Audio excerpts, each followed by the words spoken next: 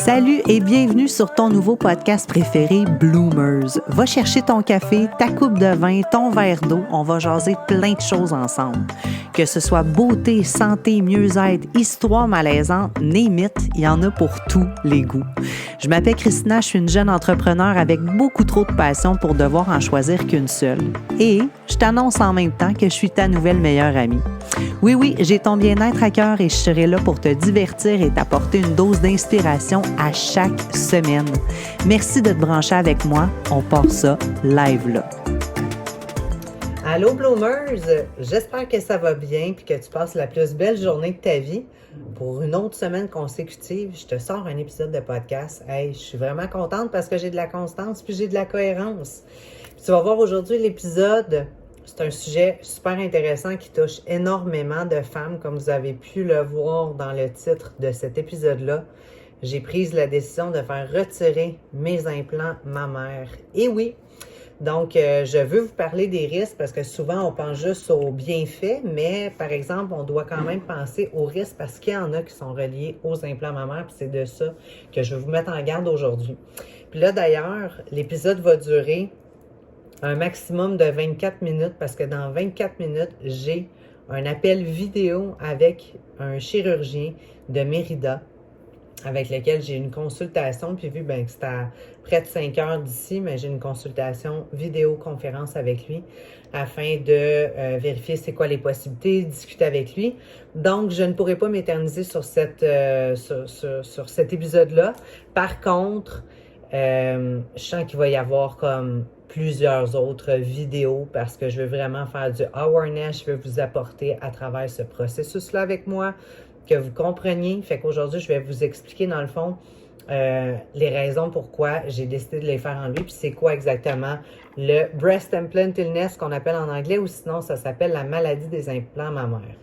Donc, il y a plusieurs symptômes possibles qui vont être associés au breast implant illness. Je vais vous en nommer que quelques-uns. Puis pour les filles qui se ramassent finalement à avoir plusieurs symptômes dans leur vie puis qui sont juste pas capables de trouver la cause à ça, je vous demanderai de peut-être vérifier ou de noter vos symptômes. Ça va peut-être vous sonner une cloche d'écouter l'épisode d'aujourd'hui. Donc, ça peut être des douleurs articulaires et musculaires, de la fatigue chronique, des problèmes de sommeil, des éruptions cutanées, symptômes gastro-intestinaux tels que la diarrhée, la constipation, les ballonnements. Il y a de la sensibilité ou de la douleur au niveau des seins, de la difficulté de concentration et de mémoire, dépression et anxiété, perte de cheveux, sensation de brûlure ou de picotement dans la poitrine ou dans les bras. Et la liste est longue et longue et longue. C'était vraiment pour vous en nommer quelques-unes. Je connais des personnes qui ont des rashes au niveau de la peau, qui ont les yeux qui brûlent, qui ont de l'intolérance à garder leur... aussi banal que soit leur, truc de cornée, ça c'est un autre problème que moi j'ai, c'est les brain fog. Les brain fog, c'est quelque chose avec lequel je dois dealer à tous les jours, principalement depuis que j'ai eu mes implants mammaires. Je suis constamment en train de chercher mes mots. Fait que des fois, vous ne le voyez pas pour ceux qui me suivent sur les réseaux sociaux, puis j'ai l'air vraiment fluide. Parfois, ça peut faire plusieurs fois que je recommence une story parce que je bug. C'est pas des petits bugs, là. Des fois, je peux bugger comme j'ai tout oublié la conversation que je faisais. Fait que là, je suis vraiment grateful parce que pour l'instant, ça se passe super bien sur les podcasts, mais je dois me mettre énormément de notes pour être certaine de ne pas oublier où est-ce que je m'en vais, tu sais. Donc, c'est ça, il y en a qui vont développer des intolérances, il y a même des cancers, lymphomes qui sont reliés spécifiquement aux implants mammaires. Un cancer du sein qui est relié avec une sorte d'implant. Je n'ai pas le nom exactement, mais vous pouvez faire des recherches sur Internet, vous allez pouvoir retrouver l'information dont je vous parle. Donc, moi, la raison à laquelle je voulais avoir des implants mammaires, c'est tout simplement que j'avais pas de sein. Fait qu'imaginez-vous donc que j'avais absolument aucun sein, puis je me suis ramassée avec du 34G. Moi, j'avais du 34AA, puis du jour au lendemain, je me ramasse avec des 34G. J'ai toujours trouvé ça beau des seins, toujours trouvé ça beau des gros seins, je trouvais ça féminin, je trouvais que les femmes étaient belles et plantureuses avec des seins, et j'ai toujours envié ça. Je le savais depuis que j'étais petite que je voulais avoir des seins. Pour moi, je trouvais ça tellement beau, ça faisait partie comme de mon vision board, j'ai tellement visualisé ça, j'en voulais. Fait que je comprends les filles qui se posent encore des questions et qui se disent « Ah, il me semble que ça m'aiderait au niveau de la féminité. » Oui, effectivement. Par contre, tu dois être vraiment consciente des risques qui sont associés à ça. Moi, si j'avais su tout ça, dans le temps, quand j'ai fait poser mes implants, je l'aurais probablement fait de toute façon parce que j'étais influençable. Puis moi, quand j'ai une idée dans la tête, ben je ne l'ai pas d'un pied, tu comprends-tu? Fait que c'était vraiment important pour moi de le faire. Je voulais le faire parce que je faisais des compétitions de bodybuilding en plus à l'époque. Donc, moi, je vous dis, j'avais pas de sein, j'avais 2 petites poches de thé, là. Fait que j'en pouvais plus. Puis je me disais, sur le stage, avec un bikini, ça va faire tellement plus beau, tu sais, parce que j'avais déjà le look très masculin également avec mes veines sur mes biceps, sur mes abdos. Là, je me disais, ça va rajouter une touche, c'est vraiment sexy puis féminine. Donc, je me rappelle lors de ma dernière compétition que j'ai faite, qui était à Edmonton, au Canada, dans l'Ouest canadien, j'ai téléphoné dans le stationnement pour prendre rendez-vous avec mon chirurgien à l'époque. J'étais comme, OK, je me paye ça pour ma fête en 2014. Je m'offre ce cadeau-là. Je me fais ce cadeau-là pour mon anniversaire qui s'en vient. Donc, quelques jours après mon anniversaire du mois de septembre, je me suis fait opérer. Je me suis fait poser mes jumeaux. Donc, j'étais super contente, honnêtement, parce que j'étais comme, wow, OK, finalement, c'était vraiment pas la grosseur que j'avais imaginée. Je les avais imaginés à la base plus petits que ce finalement à quoi c'est sorti. C'était pas ce sur quoi on s'était entendu, moi non plus, moi puis le chirurgien. Je m'attendais pas à ce que ce soit aussi gros. Donc c'est ça. Je voulais me faire poser des seins. Puis comme je vous dis, ben, si j'avais su tous les symptômes, possiblement que je l'aurais fait quand même. Parce que je savais qu'il y avait des risques, mais je savais pas qu'il y avait autant de risques qui étaient associés à ça. Tout ce que je savais, c'est que ton corps pouvait créer une capsule qui allait entourer l'implant mammaire, puis ça pouvait faire un rejet. Dans le fond, qu'il allait avoir une capsule qui allait se contracter, admettons, donc un sein super contracté, ou les 2 seins qui allaient super se contracter. Puis ça arrive généralement dans le corps quand ton corps, il forme la capsule autour de ton sein pour être capable de protéger ton système immunitaire, puis une façon d'être capable de protéger ton système tout court. Donc, sinon, c'est une façon pour lui également de se protéger en essayant de rejeter l'objet non identifié toxique, donc à l'extérieur de ton corps. Puis moi, à l'époque, j'avais le choix entre implant mammaire au niveau à l'eau saline ou sinon l'autre sorte qui est en silicone, là, le gel. Mais moi, je me disais, c'est sûr et certain qu'au gel, il y a beaucoup plus de risques. D'après moi, tu peux plus tomber malade. Fait que je vais y aller avec de l'eau saline. Au moins, s'il perfore, mais c'est de l'eau saline qui est à l'intérieur, puis ça va se répandre, puis ça va être absorbé par le corps. Ouais. L'affaire également avec ça, c'est que à l'intérieur, si c'est une petite fuite ou n'importe quoi, il peut également se développer de la moisissure à l'intérieur de l'implant. Puis ça, encore une fois, c'est des choses qu'on ne voit pas, qui ne vont pas nous parler. La seule chose qu'ils vont vous dire quand vous allez signer la décharge, quand vous allez les consulter, c'est s'il y a quoi que ce soit, s'il y a une perforation, ils vous remplacent l'implant pour défaut de fabrication de façon gratuite. Il y a autre chose en arrière de ça. Donc, j'ai décidé d'y aller avec de l'eau saline. Le seul truc, par exemple, c'est que j'avais pas pensé à ça, mais la poche est faite de silicone de toute façon. Fait que veux pas, c'est pas plus ou c'est pas moins dangereux. Donc, si tu te posais la question, malheureusement, c'est pas moins dangereux parce que tu as de l'eau saline. Donc, quand j'avais été voir le chirurgien initialement pour ma consultation, ben, j'étais en préparation de compétition. Non, je venais juste de sortir de ma compétition de bodybuilding. Puis j'avais des veines sur mes biceps. Puis tu sais, j'avais, comme je mentionnais, un look quand même assez masculin. Puis j'avais aucun sein. On voyait vraiment mon chest, tu sais. Puis le médecin m'avait dit, « Ah, mon Dieu, c'est super masculin, ces bras-là. Il faut absolument cacher ça. » Moi, j'étais comme, OK, moi, ce que je te demande, c'est d'avoir un beau sein rond qui donne comme un look quand même naturel. Puis je veux avoir une craque de sein, puis je veux avoir un underboob avec un side boob, comme sans porter de brassière. Puis il était comme, OK, parfait. On choisit la grosseur. À l'époque, j'y allais avec une de mes amies qui voulait se faire opérer également pour une augmentation mammaire. On a tout fait en même temps. La consultation chirurgien puis la journée de la chirurgie, on s'est fait opérer les deux à comme 1 heure d'intervalle. Il a fini avec une puis il est allé à l'autre directement. Donc, j'étais avec lui puis là, finalement, je choisis la grosseur. Moi, je voulais avoir comme du 650 cc maximum. Je savais que ça allait être énorme. Là, on s'entend, là, je passe à du AA.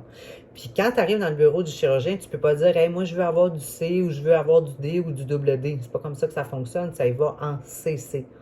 Donc, La journée de la chirurgie, le matin même, j'arrive, puis là, je suis craquée, je suis même pas nerveuse un peu, là. Je suis tellement décidée, c'est tellement ce que je veux, que je suis comme, OK, let's go, all in, on y va. Puis là, je rencontre le chirurgien, puis il me dit, tu sais, tu y vas-tu vraiment avec ton idée initiale ou bien tu me fais confiance puis tu viens pas me revoir dans un an pleurant pour me dire que tu voulais plus gros comme toutes les autres? Je suis genre, euh, puis je le sais que ça arrive souvent parce que, tu sais, l'éternelle insatisfaction, j'en connais plein de femmes qui se sont fait opérer une deuxième, une troisième, une quatrième fois parce qu'ils veulent les faire grossir à chaque fois, puis il y a encore quelque chose qui les satisfaise pas, puis ils retournent, puis ils retournent, puis ils repassent sous le bistouri encore, puis je suis comme, tu sais quoi, ouais, je vais juste m'éviter ça. Fait que là, j'ai dit, OK, ben tu penses à quoi? Il dit, ben, je te dirais pas ça de même, là, mais tu me fais-tu assez confiance pour que je mette ce dont je pense dans ma tête qui va fitter exactement avec les critères que tu me mentionnes? Je suis comme, OK, moi, pas plus naïf qu'un autre. Hey, moi, Christina la naïve, écoute, j'ai le mot naïve écrit dans le front, c'est pas mêlant. Fait que je suis comme, OK, influençable à fond. Vas-y, mon cher monsieur, gâte-moi, remplis-moi ça bien comme il faut. Fait que finalement, la chirurgie se passe, je me réveille de là, je te dis, c'est comme si un 10 roues m'avait passé sur le corps. Je suis comme, ça fait non, mais mal. Puis je grelotte, puis le corps me fait mal au complet. Puis là, il y a une infirmière qui passe un mané, puis elle me dit, tout va bien, madame. Puis là, je suis là, j'ai combien? Je voulais savoir combien de cc. Finalement, j'avais fini. J'ai fini à 780. Je sais pas si tu le sais, là, mais d'un chest à 780 cc plus tard, en dessous de ton muscle qui a été charcuté, tabarouette. Ça a fait mal, mon homme, là. J'ai pas les mots exacts pour le mentionner. Mais finalement, on finit par passer au travers, puis on finit par ne plus s'en rappeler. Mais moi, pendant les mois qui ont suivi, pendant les années qui ont suivi, là, j'ai commencé à développer des symptômes. J'ai eu le fameux brain fog. Le brain fog le brain fog qui est vraiment toujours présent. Des fois, ça fait en sorte que je vais me répéter plusieurs fois aussi. Je vais oublier des choses à dire. Ou sinon, c'est vraiment juste un bug général. C'est comme, il y a de la lumière, mais il n'y a personne à la maison. Là. Ça peut ressembler à ça. Moi, sur le côté de mon sein gauche, c'est vraiment à cet endroit-là où est-ce que j'ai des douleurs, vraiment souvent. Puis ça va, ça vient, ça va, ça vient. Puis dans la première année, ça me dérangeait tellement, ça me faisait tellement mal, c'était comme des chocs électriques. Je me disais, c'est peut-être parce que j'avais perdu un peu la sensibilité, puis ça finissait par revenir. Donc j'étais retournée voir le médecin, puis le médecin m'avait dit, ah, problème hormonal, voici des anti-hormones, prends ça pendant une période de temps, puis tu vas voir, tu vas te sentir comme neuve. J'étais genre, OK, fait que dans le fond, on va juste mettre un plaster sur le problème. Puis moi, j'avais pas envie de prendre des cochonneries d'hormones. On s'entend, là. Je sors de mes compétitions de bodybuilding où est-ce que pour me rendre au championnat canadien, alors que j'avais travaillé comme une bonne puis j'étais sur stéroïdes. Tu vas pas me dire de prendre des hormones en plus pour essayer de combattre un problème qui est sûrement lié à l'implant, tu sais. Donc, j'ai continué de vivre avec ça, puis encore aujourd'hui, la douleur revient, repart. Fait que c'est vraiment, vraiment fatigant. Dans les autres choses que moi, j'ai comme symptômes, j'ai eu des gros problèmes au niveau de ma digestion. Ça, c'est la plus grosse chose que j'ai eue. Il a fallu que j'aille passer une tonne de tests pour 1001 affaires. Des tests d'intolérance, il n'y a rien qui passait. J'étais ballonnée, je n'étais pas capable de digérer, j'avais des brûlements d'estomac. Puis ça a perduré, puis ça a perduré jusqu'à temps qu'à un moment donné, je finisse par couper plein d'affaires de mon alimentation, comme j'étais rendue intolérante à tout. Puis, j'ai passé des tests d'allergie et des tests d'intolérance pour plus de 600 $ que ça m'avait coûté à l'époque, là. J'allais au privé, j'avais des mood swings, une tonne d'affaires. Il y avait vraiment tout le temps quelque chose qui n'allait pas. Puis j'étais comme, mais qu'est-ce qui se passe avec ma santé? Je suis tout le temps malade. Tout le temps. J'attrapais tous les microbes qui passaient. Laryngite, bronchite, sinusite en permanence, des crises d'asthme. Une tonne d'affaires là, qui m'arrivaient, là. Donc, j'étais comme, c'est sûr et certain qu'il y a quelque chose qui se passe avec mon corps. J'ai été capable de régler beaucoup de choses, même s'ils sont encore là, ça l'a quand même atténué. Depuis que j'ai été faire ma retraite de Cambo, qui est un reset. Ça, c'est un autre épisode de podcast que je vous réserve pour très bientôt, dans les prochaines semaines. Je crois que ça va être le mois prochain que cet épisode-là va sortir. Donc, le fameux c'est ça, le fameux Cambo m'a aidé à régler bien des choses, surtout le brain fog. Quand j'étais sortie de là, j'étais comme waouh, enfin, je suis libérée. Puis finalement, 3 semaines après, tout était revenu. Je suis juste vraiment beaucoup moins malade que je l'ai été. Fait que ça, c'est vraiment des bonnes nouvelles. Mais là, finalement, en combinant tout ça, dans les premières années, j'ai commencé à faire des recherches, puis là, je suis tombée sur des groupes, sur des forums de femmes qui avaient exactement les mêmes symptômes que moi. Et comme voyez-vous, j'ai une peau vraiment, une peau de bébé. C'est une qualité qu'on me mentionne vraiment souvent. Mais là, depuis les derniers mois, on and off, j'ai des très gros rashes au niveau de ma peau qui est ici.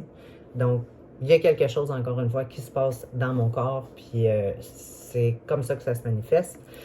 Donc, vous pouvez aussi expérimenter de la fatigue extrême. Ça a été des choses aussi que j'ai eu vraiment des grosses phases par rapport à ça. Donc, en regardant les groupes, en connectant avec du monde, puis en voyant des gens autour de moi, des personnalités connues, des personnes que je connais qui commencent à faire retirer leurs implants, ça m'a allumé une cloche. Puis là, je me suis dit, je veux pas me laisser teinter parce que j'ai tellement voulu avoir mes implants, ma mère, que je me suis fermé les yeux par rapport à ça. Puis j'étais comme, non, non, non. C'est sûr et certain que ça arrive juste aux autres, ça peut pas arriver à moi, Christine Richard. Je suis bien trop en santé, ça se peut pas. Mais finalement, ben non. Ça m'est arrivé à moi aussi d'avoir des symptômes, puis c'est souvent on and off. Fait que c'est pour ça, ça peut être tellement d'affaires que tu ne veux pas faire le lien avec ça. Donc, tu essaies de trouver une raison, tu essaies de trouver une excuse pour excuser ça, que ah non, c'est sûr et certain que c'est pas ça. Ça doit être autre chose. Mais what if si c'est ça, tu sais? Puis les personnes dans les groupes qui ont décidé de faire retirer leurs implants, puis même les personnes dans mon entourage qui ont pris cette grosse décision-là de faire retirer leurs implants m'ont tout dit, le lendemain, je me sentais top shape, puis au fil des semaines, tous mes symptômes sont disparus. Il n'y a pas personne que je connais qui m'a dit « Ah non, ça, c'est jamais revenu comme avant. » Rien. Il y en a qui se sentent revivre, il y en a qui sont capables de prendre un très grand respire. Autre chose également, j'ai mal dans le dos en permanence. J'ai mal au trapèze, j'ai mal au cou, j'ai mal au dos. Je ne suis pas capable d'aller faire du jogging parce que c'est tellement lourd, j'arrive pas à me trouver des tops qui sont adéquats, c'est vraiment difficile à habiller. Il y a plein d'inconvénients. Il y a des avantages, par exemple, c'est vraiment beau en bikini, c'est vraiment beau quand je suis en sous-vêtements, c'est beau quand je suis nue. Mais habillé, des fois, je peux avoir l'air complètement trash aussi parce qu'ils sont vraiment gros. Fait que j'ai pensé, je me suis dit, OK, ce que je pourrais faire peut-être, parce que là, ça va déjà faire 10 ans que je les ai bientôt. Fait que je suis déjà due. Fait que là, je me suis dit, est-ce que je les fais rapetisser? Ça l'effacera pas les problèmes, ça l'effacera pas les symptômes que j'ai. Fait qu'au pire, si finalement je les fais retirer, finalement, je me rends compte que j'ai absolument encore tous les mêmes symptômes puis que ma vie continue d'aller de cette façon-là puis que ma santé ne s'améliore pas, ben je retournerai en faire mettre, mais ils seront juste vraiment plus petits. Ou sinon, je vais juste les assumer. Colin, j'ai eu des petits seins pendant 25 ans de ma vie, puis là, du jour au lendemain, j'en ai. Je vais vivre avec, honnêtement, je suis vraiment rendue là. Mais sachez, mesdames, qu'il y a également d'autres alternatives si vous désirez avoir des plus gros seins. Il y a une possibilité également de faire du fat transfer. Donc, c'est comme une liposuction qui va être faite ailleurs dans votre corps. Et ils peuvent aller faire déposer le gras ailleurs. Tu sais, comme vous voyez les Brazilian butt lift, les filles vont avoir des plus grosses fesses et qui vont prendre le gras ailleurs pour aller le mettre au niveau de leurs fesses. Mais vous pouvez faire exactement la même chose. Utiliser le gras dans une autre partie de votre corps pour le mettre au niveau de vos seins.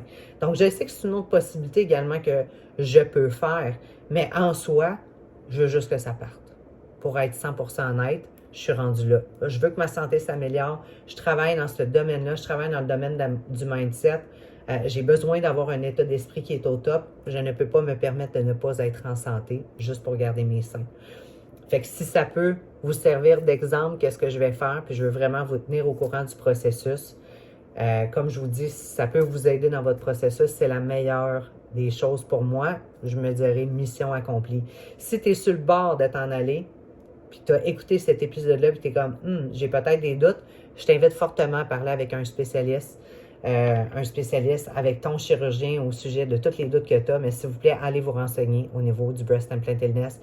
Il y a plein de groupes de support, il y a plein de groupes de soutien partout. Sur Instagram, il y en a sur Facebook, des communautés privées où est-ce que tu peux aller connecter avec le monde. Tu vois leur avant-après, tu vois leur état d'esprit, tu vois des photos, tu vois tous leurs symptômes, puis tu es capable de suivre leur processus. Wow! C'est super inspirant. Puis enfin, ça permet juste de se sentir moins seul à travers un processus comme ça qu'on est en train de vivre. J'ai eu un premier rendez-vous à Cancun avec un chirurgien super bon. Évidemment, Cancun, c'est le Vegas du Mexique, on ne se le cachera pas. Donc, c'est sûr que c'est plus dispendieux, même si c'est vraiment moins cher qu'au Canada. Parce qu'au Canada ou aux States, c'est en moyenne, mettons, entre 15 et 20 000 US pour faire retirer les implants. Ça n'a pas de sens. C'est même rendu plus cher que de s'en faire poser. Puis sinon, ben c'est ça, Mérida, c'est comme un ami de la famille de l'ami. Fait que on verra comment ça va aller. Je vous redonnerai des nouvelles également au sujet de ce processus-là, mais je suis contente au moins d'avoir fait la partie 1, que vous sachiez d'où ça vient, pourquoi je l'ai faite, puis qu'est-ce qui me pousse justement à vouloir les faire retirer. Puis aujourd'hui, je veux vous laisser avec une petite carte de tarot, qui est le tarot du pouvoir des archanges de Doreen Virtue. C'est un autre truc de carte d'oracle que j'ai, que ma mère m'a offert à Noël. Donc, comme vous le savez, on va piger une carte pour aujourd'hui. Qu'est-ce que les cartes ont à nous dire pour la prochaine semaine? C'est quoi le message? Puis je veux juste vous mentionner également, pendant que je brasse ça, c'est la dernière semaine pour les inscriptions pour le défi Magic 30 qui va débuter mercredi le 22 mars 2023. C'est la dernière fois que le défi sera à un prix si faible de 65 $. C'était vraiment un prix de lancement qu'on avait fait. Prix de lancement qu'on avait fait pour essayer d'attirer plus de monde. Évidemment, coup de marketing, on avait également offert le prix d'une valeur de 4 000 $, qui est une retraite privée au Mexique, chez nous, à la maison, pendant une semaine, toutes dépenses privées d'une valeur de 4 000 $. Ça aussi, c'est la dernière fois qu'on fait tirer ça au bout du 30 jours. Fait que vous voulez vraiment pas manquer ça. C'est votre chance de pouvoir gagner un voyage, toutes dépenses payées ici au Mexique. Mais la plus belle chose que vous allez payer, que vous allez remporter, par exemple, c'est la confiance en vous. C'est les saines habitudes, enfin, d'avoir de la discipline, d'être capable de vous mettre en priorité. Fait que foncez sur cette opportunité-là. Vous le savez, je ligne tout le temps dans les informations du podcast le lien. Donc, le lien d'inscription va se trouver à cet endroit-là. Pour vrai, vous ne voulez pas manquer ça. Vous allez vraiment voir une très grande transformation en vous commettant puis en vous offrant ce beau cadeau-là. Donc, allez-y. Puis également, on part au Canada, mon chum et moi. Prochain épisode de podcast, je l'interview sur le gros projet. Et vous allez pouvoir suivre ça sur les réseaux sociaux. Vous allez voir, vous allez capoter. J'ai jamais vu un projet d'envergure. Dans les épisodes précédents où est-ce que je vous ai parlé de rêve, ça, c'est exactement l'atteinte d'un objectif, l'atteinte d'un très grand rêve pour lui. Puis je suis tellement fière de lui, puis j'ai vraiment hâte de vous partager ça. Donc, on va piger une petite carte aujourd'hui. Tiens, il y a elle qui m'interpelle. Donc, le message d'aujourd'hui, 6 de Michael. La lumière au bout du tunnel, pousser un soupir de soulagement et élaborer de nouveaux plans, déménagement ou voyage. Fait que ça, la lumière au bout du tunnel, ça veut-tu dire quelque chose, vous pensez, pour moi, avec mes implants à ma mère, peut-être? Donc, 6 de Michael, on va essayer de l'élaborer un peu. Des temps meilleurs vous attendent. La situation pour laquelle vous avez angoissé, qui vous a inquiété, est désormais chose du passé. Un nouveau jour se lève avec des cieux ensoleillés à l'horizon. Accueillez le changement et laissez le passé derrière vous. Vous pouvez pousser un soupir de soulagement et commencer à élaborer de nouveaux plans. N'hésitez pas à demander de l'aide pour instaurer les changements que vous souhaitez faire. Signification additionnelle de cette carte, une vision objective des choses, devenir plus positif, déménagement, voyage. Effectivement, il y a un voyage, vous allez voir ça. Je m'en vais au Canada pour une durée indéterminée par rapport à business, par rapport au gros projet sur lequel mon chum est en train de travailler. J'ai hâte de vous parler de ça. Fait que bonne semaine, Bloomers. Merci d'avoir été là. Merci de partager dans ton entourage. Si ça peut éveiller quelqu'un, si ça peut aider ou si ça peut inspirer quelqu'un à se renseigner avant de faire ce grand move-là, d'aller se faire charcuter le corps. Écoute, ça me fera plaisir si j'ai pu qu'aider une seule personne. Merci d'avoir été des nôtres. Merci d'avoir été avec moi dans cet épisode. J'ai très hâte de te retrouver la semaine prochaine dans un nouvel épisode. Je t'embrasse, je te souhaite la plus belle journée de ta vie, la plus belle semaine de ta vie.